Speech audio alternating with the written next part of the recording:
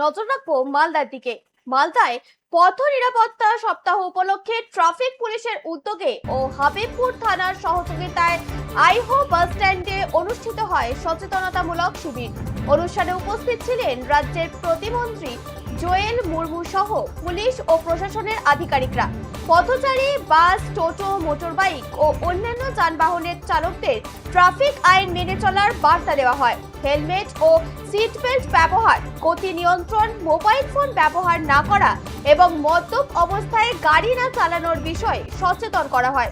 পাশাপাশি নিরাপত্তা সড়ক গড়ে তোলে প্রচারপত্র বিতরণ করা হয়।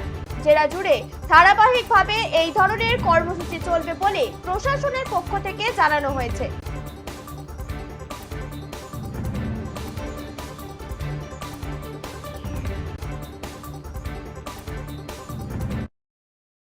এই প্রোগ্রাম চলবে।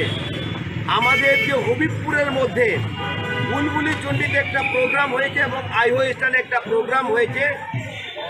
জেলা ট্রাফিক পুলিশ পক্ষ থেকে যে ট্রাফিক পুলিশের পক্ষ থেকে যে প্রোগ্রাম চলছে, এই প্রোগ্রাম আমরা আজকে আইহোতে দাঁড়িয়ে আছি আর সমস্ত মানুষের কাছে বার্তা পাঠিয়ে দেওয়ার জন্যে যে আমাদের ছেলে মেয়েদের 18 বছর না হলে তাদেরকে মোটর সাইকেল দেওয়া উচিত না বা চালানো উচিত না। তারা ড্রাইভিং লাইসেন্স তাদের কাছে নেই।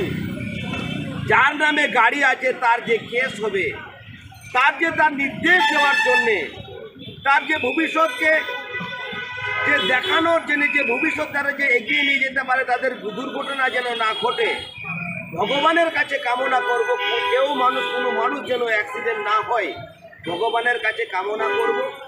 আমাদের মালদাবাসী, আমাদের পশ্চিমবঙ্গবাসী, আমাদের হবিবপুরবাসী যাতে কোনো দুর্ঘটনা না ঘটে, তার জন্য যেটা এইখানে যে সতর্ক বার্তা এবং রাস্তা নিরাপদ, যা মালদা ট্রাফিক পুলিশের পক্ষ থেকে যে প্রোগ্রাম চলছে।